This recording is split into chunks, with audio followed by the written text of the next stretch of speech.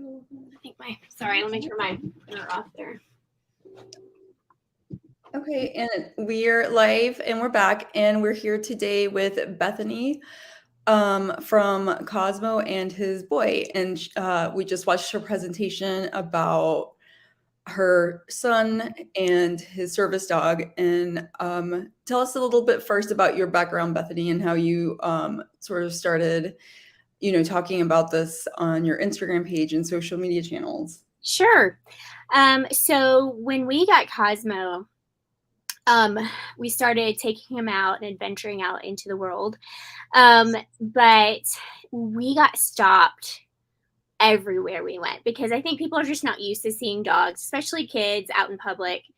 And so it was like everywhere we went, we were talking to people for 20, 30 minutes. And so I had to get to a place where I could direct people to a place to ask questions. And so we created Cosmo and His Boy on Instagram, and it was meant to just send people, and I will answer your questions when I actually have time and we're not out and about together as a family. And then that just turned into a huge autism advocacy page. And then obviously there's service dog information as well. So that's how we got here. Okay, that's awesome. So people were asking you questions out in the world and you were like, well, let me create this page because obviously this is something people need information on. Yes. I think the people don't realize that service dogs can be used for children, but also service dogs can be used for autism. And I think people quickly think about like service dogs for people who are blind, maybe even for diabetes and things like that. But there's actually a whole range of dogs for mental health conditions and disabilities like autism. So it's just people just aren't aware. So is that a difference there is between like a service dog and what people call an emotional support dog? Or I know you mentioned like some of these things don't have like strict definitions or strict things that the dogs are supposed to be able, like a checklist of do this to like qualify as a service dog. Right. Yeah. Okay. So as emotional support animal is mainly for at home. And that is just for like the comfort and care and being able, my daughter actually has 2 support dogs, Emotional. One giant one small one. And she loves them. She has a lot of anxiety. And so these dogs do a lot for her at home. A service dog has completely different, it has training. An emotional support animal doesn't have to have training at all. It's just basically a pet. But the only reason why you would say you have an emotional support animal from the doctor is just to help with the Housing Act, because there's a lot of people who either live in apartments that don't allow dogs or have a high dog fee when you first move in. And these things are actually waived for emotional support animals. So that's kind of the big difference. Okay. Yeah, but I think the other problem is we're seeing a lot of emotional support animals actually in public right now, which is actually quite dangerous for the service dogs, because they've been dogs have like lashed out at Cosmo before because they're just not trained. And Cosmo's been trained to see other animals, see, a duck or a cat or a dog, and just ignore it. And emotional support animals, they don't have that training. And so there's the main difference between the two. And obviously you don't have to have a disability to have an ESA. Yeah. But you do to have a service dog. So yeah, that reminds me, a few years back, I saw that there was this fight at an airline because a woman, I think it was a woman, was trying to take on her emotional support ostrich. So I think it did get like a little crazy for a while, like that like emotional support label. But obviously the service dog is different. So with that title of service dog, where is he allowed to go that a regular dog isn't allowed to go? So a service dog can go to any public location that a human is allowed to go. So for example, as if you go to a restaurant, a customer cannot go into the kitchen. A service dog would not be able to go into that kitchen. Or if you're, let's say, at a hospital and there's a a sterile area, then your dog might not be able to go to that sterile area. So it's basically anywhere you can go as a human being in this society, that's where a service dog can go. However, churches are actually the one place that don't have to allow you to bring your service dog in. I just don't know a lot of churches that actually don't allow that. So that's one exception to the rule. Oh, but in your experience, they're fine with that as Yeah, well. yeah, yeah. What about school or if, for activities that your son does? Yeah, that's a great question. So we homeschool. Oh, okay, right. Yeah, but so he was actually supposed to start kind of like a co-op where he would go 2 to 3 times a week. And he was going to take Cosmo with him. So a lot of school districts will allow you to bring your dog in. The problem is usually when you have a younger child, they're not mature enough to kind of take care of the needs of the dog. Mhm. So somebody has to be appointed. So that is going to have to come from a budget somewhere as a handler. And so it kind of gets a little iffy when you're talking about schools, but you can actually the family can actually hire somebody to be the full-time handler and kind of go through the school system that way too. But once the child gets to be an older kid and they can cognitively take care of their own dog, then there should be no reason why a school is going to keep them from bringing that dog in. Okay, so they can come in and they're just in the classroom with them Mhm. as long as they can take care of them? Yeah, yeah. As long as the dog is not a disturbance, and he's been trained, yes, absolutely. They by law they have to require they have to allow the dog there. Okay. And in your experience with your son and Cosmo, what has been, if you could, like, single out, like, the biggest benefit to him, what would you say that is? Yeah. So as I talked about in my presentation, I think the number one thing that we have just that we use often the most is Cosmo's deep pressure therapy task. Mhm. Um, that has, I mean, we use that all the time. I think that's a huge thing for him. The other thing is it's just given him a confidence that he didn't have before. I mean, he takes his dog to church by himself to his class. He takes them to the park and anywhere in public, and he will talk to just about anybody who approaches him if he's in a good mood. So um, it kind of gives him an opportunity to work on his social skills, to be more confident, to advocate for himself. It has given him kind of just this, I don't know, just extra confidence in life. It's hard to explain, but Yeah, over time, he's just kind of been like a part of our son, and and now it's just like it's the two of them. If you see my son, you see Cosmo. So that's amazing. I can tell just by looking at you how much, you know, you love to see your son thrive from, the confidence he gets from this dog. Um, what would you say is, like, the biggest when you I mean, I think, there must be like, there has to be some synergy there between dog and owner. I mean, always, but, like, especially in the service dog, arena. Is that something that, was, like, really natural for your son and Cosmo, or was it something they kinda grew into? so kind of both. He loves animals, and so I wasn't really concerned about them kind of bonding. But because we got Cosmo when he was a puppy, Cosmo was a little untrained, and so at first it was sketchy at first. I was getting a little bit concerned. But over time, and especially after he came back from training, their bond just, I mean, it was almost immediate. And now Cosmo is not only just attached to my son, he is attached to me as well because I'm basically the one that takes care of him out and about most of the time, about 90% of the time. So he looks to me a lot for all kinds of stuff from commands to even just he even when we're out and about a lot of times I'll actually hold on to Cosmo if Eli wants to go and like play on the gym or something like that. And Cosmo will sit next to me and then continue looking for our son, and then he'll constantly be like calling me and saying, like, where is he? Where is he? If he can't find him, like he wants to like be with him all the time. And so it's really neat to watch him just, engage with him in that way. So And I know you talked about this in your presentation, but what are some of the specific things that a dog like Cosmo is trained to do or look out for? yeah. So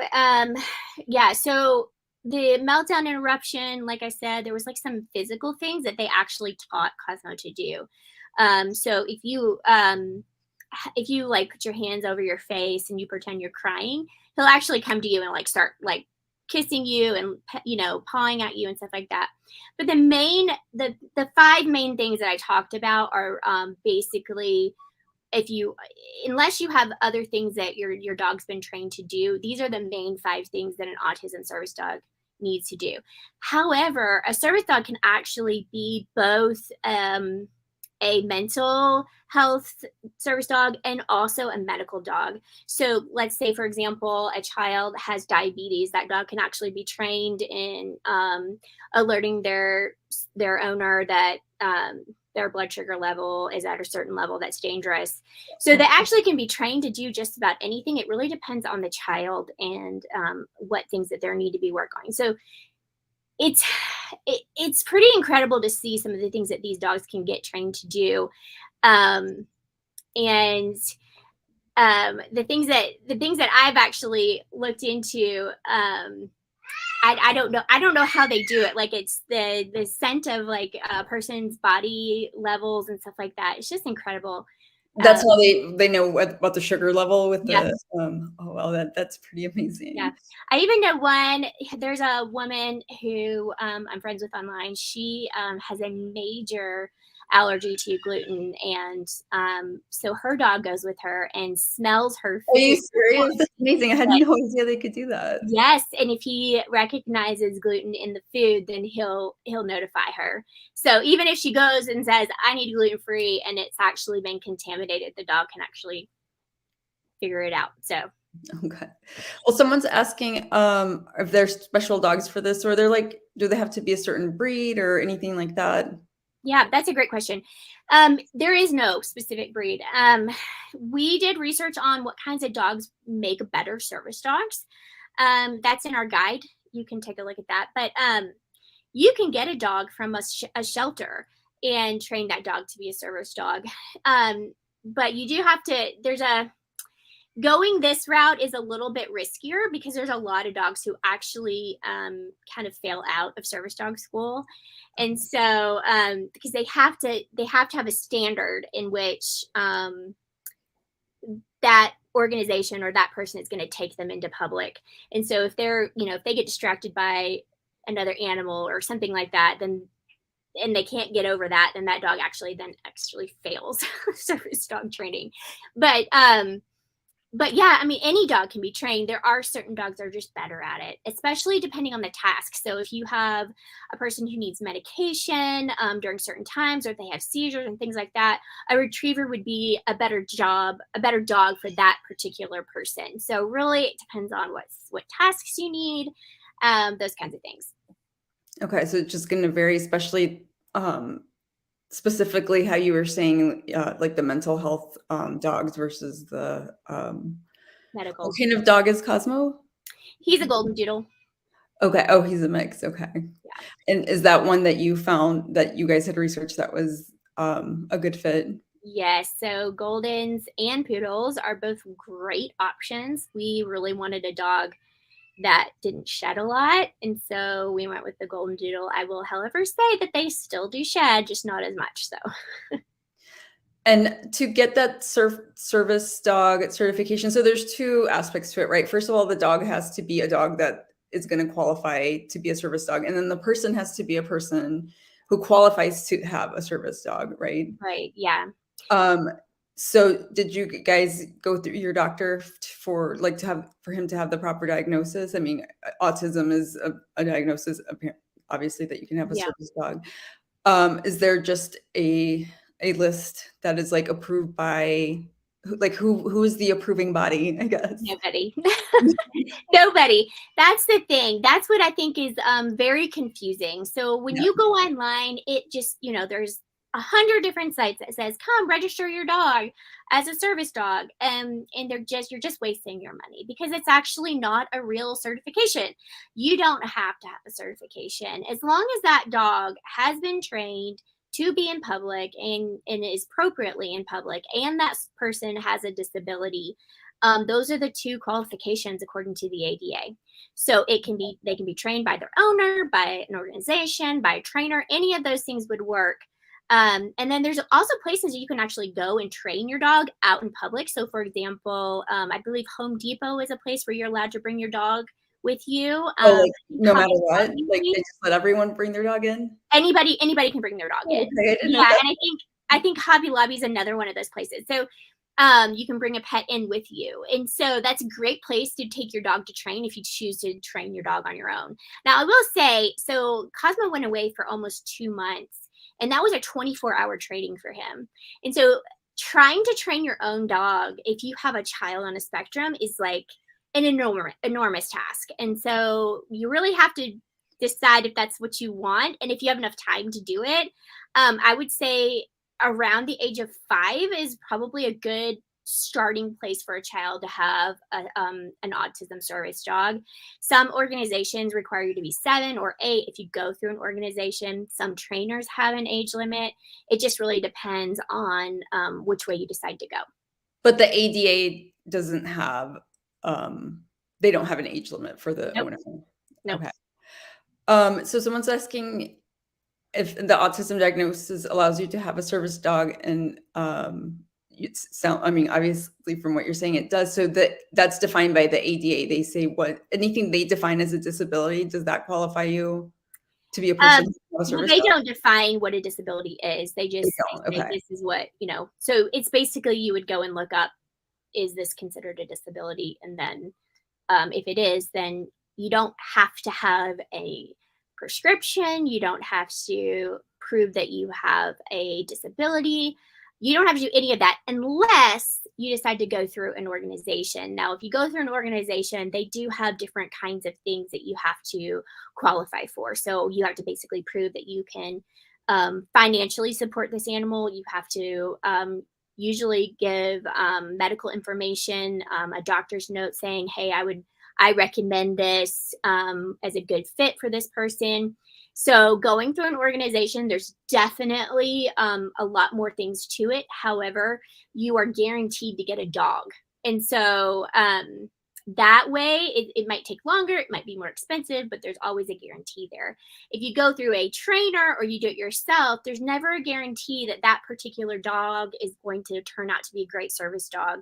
And so that was kind of a thing we had to kind of decide if that was worth the risk. And so, but yeah, you don't have to prove that you have a disability, because that's actually against, I think it's against HIPAA rights or something like that. I'm not You entirely don't sure. have to prove it to the training organization, or just You do. If you go through an oh, okay, organization, gotcha. some people do require that information, but a trainer doesn't. I mean, most of the time, I've never actually seen a trainer ask for a diagnosis from a doctor or anything like that. Um, so how did you find your place? Like, this person's asking, how do you know it's a place that's, a good place that's gonna get your dog trained properly, and you're not just throwing money at someone that's, you Yeah. know So I say do your research. It took me, I think, from start to finish to figuring out where we are going to take Cosmo, it took me about 6 months.